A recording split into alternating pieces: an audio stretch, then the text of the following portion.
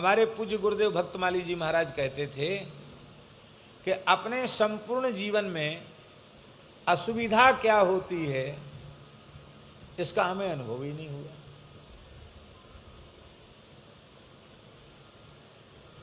पूरे जीवन में कभी असंतोष नहीं, कभी असुविधा नहीं। पहली बार गोधाम पथमेड़ा की यात्रा में गए 2003 की बात, क्यों नहीं, किशन की 2003 या 2004 की बात है, 2003। कौन बोल रहा है? भरतदास जी गए थे ना साथ। हाँ तो भैया एक महात्मा हमारा जमात का महात्मा कह रहे तो बात माननी पड़ेगी। 2003 में बक्सर धाम श्री सीताराम विवाह महोत्सव करके और काशी से ट्रेन पकड़नी थी, मरुधर एक्सप्रेस। काशी आए, श्री राम जानकी मठ में परम पूज्य श्री पंजाबी भगवान का दर्शन किया। रामानंद संप्रदाय के बड़े सिद्ध संत थे पूज्य श्री पंजाबी भगवान, उनका दर्शन किया और उनका दर्शन करके फिर हम स्टेशन आ गए। महाराज जी समय के पहले ही स्टेशन पहुंच जाते थे। जैसे मान लो 4 बजे की ट्रेन है तो 3 बजे के पहले वो स्टेशन पे जाके बैठ, भले ही ट्रेन लेट हो। एक बार हमारी ट्रेन चूक गई तो महाराज जी बोले हमारी जीवन में कभी ट्रेन नहीं चूकी, पंडित जी की ट्रेन चूक गई, क्यों आप हर काम में लेट लपेट रहते हो इसलिए ट्रेन चूकी। भाई हम ट्रेन की प्रतीक्षा 2, 4, 6 घंटे कर लें पर ट्रेन हमारी प्रतीक्षा नहीं करेगी, हमें समय से पहुंचना चाहिए।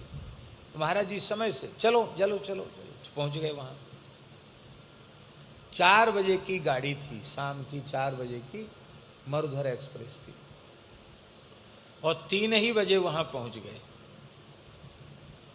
ठंड का समय, अगहन का महीना, ठंड तो होती है और ट्रेन लेट होने लगी, अंधेरा हो गया, कोहरा पड़ने लग गया, खूब ठंड पड़ने लगी और महाराज जी खुले प्लेटफार्म पर एक सामान्य सा कंबल, धुस्सा कहते हैं उसको, धुस्सा ओढ़ के महाराज जी बैठे, पगड़ी बांध के ऐसे बैठे।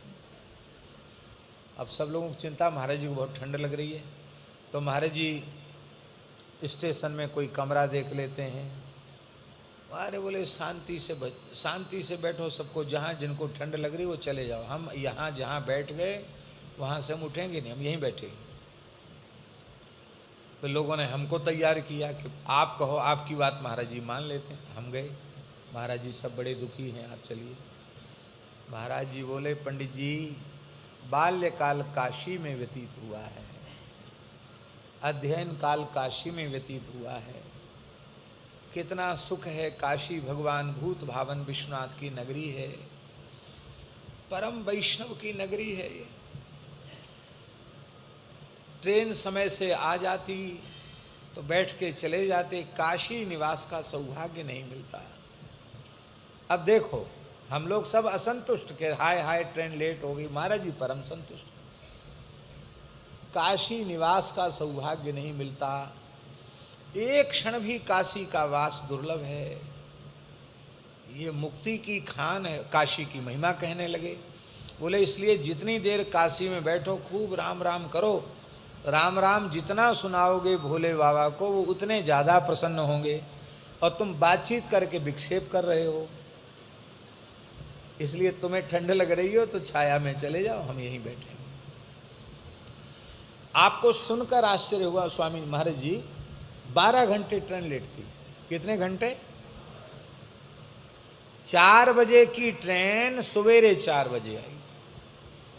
कुछ लोगों के टिकट मथुरा से थे, वो तो यहाँ वाले तो कैंसिल ही कर दिए, कितने लोग हम नहीं जाएंगे, इतनी वो यहीं से स्टेशन से वापस आ गए। और जोधपुर पहुँचते पहुँचते शायद 30-32 घंटा हो गया होगा, इतनी लेट होती चलेगी ट्रेन। सब परेशान, महाराज जी रास्ते में कुछ लेते नहीं। वहाँ पहुँचे तो थोड़ा ज्वर महाराज जी के शरीर में हो गया, स्नान वगैरह किया एक धर्मशाला में, फिर पथमेड़ा के लिए चल पड़े। उस समय पथमेड़ा में भी बहुत निर्माण वगैरह तो नहीं था, 2003 की बात। अकाल का समय था तो बहुत गोवंश भी वहाँ था, बड़ी संख्या में गोवंश था। अकाल के समय गोवंश बढ़ जाता है गौशाला में। तो हमने महाराज जी से कहा कि महाराज जी, मरुधर में तो कान पकड़ ले, जीवन में कभी न बैठे। कहा क्यों इतना विलंब कर, इतनी देर लगाई? अरे बोले, जो ट्रेन पैसा ज़्यादा ले और बैठने का सुख दे नहीं, जल्दी उतार दे, वो अच्छी, कि जो खूब बढ़िया यात्रा का आनंद दे वो अच्छी। देखो, पैसा कम लिया और खूब ट्रेन में यात्रा का सुख प्रदान किया। महाराज जी, तकलीफ़ तो हो गई आपको इतनी। महाराज जी बोले, मरने के बाद पता नहीं कौन कहाँ जाएगा, किसी का कोई पता नहीं है, भगवान जाने। पर भगवान की कैसी करुणा है, गिरिराज बाबा की कैसी कृपा है कि जीते जी गोलोक मिल रहा है। 1,00,000 1,50,000 गैया जहाँ हैं वो तो गोलोक धाम है। महाराज जी बोले, तो जीवित अवस्था में गोलोक धाम की प्राप्ति हो रही है, ये कम सौभाग्य की बात है क्या? पथमेड़ा गोलोक धाम है, गोलोक धाम की प्राप्ति हो रही है।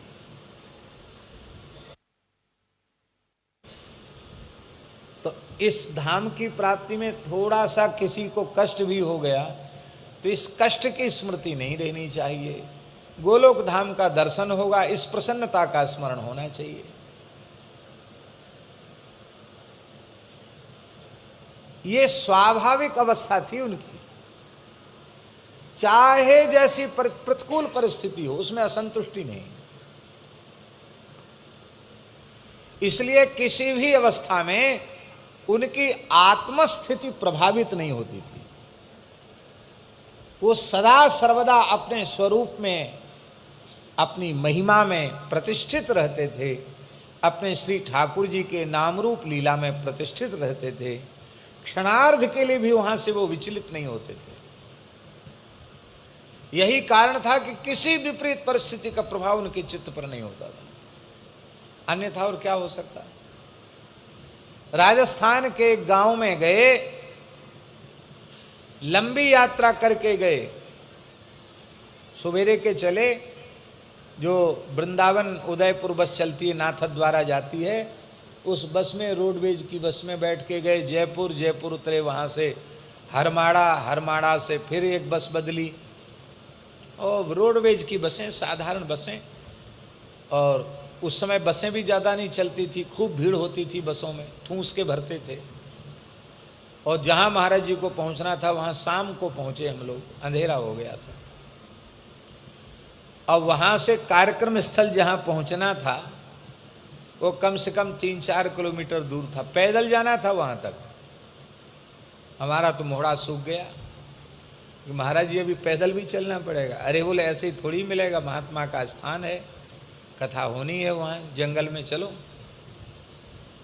हमने कहा महाराज जी, हम तो बहुत श्रमित हो गए, थक गए, आज तो बड़ी सवेरे से 3 बजे से रात को जगे हुए हैं और अब तो रात हो गई। तो बोले ऐसा है कि तुम अपना थैला लाओ, हम लाद लेते हैं। पैदल पैदल तो चल सकते हो कि नहीं? तो अपना उनका थैला सामान तो था ही, भागवत जी की पोथी भी थी, हमारा थैला भी खींच करके अपने कंधे पर ले लिया। बोले पंडित जी बहुत थक गए, हम जानते हैं, खाली हाथ चले चलो। हम भी ऐसे शिष्य कि हमने तनिक भी लज्जा संकोच नहीं किया, खाली हाथ हम वहाँ तक गए। महाराज जी सामान ला दे, हम खाली हाथ चल रहे हैं।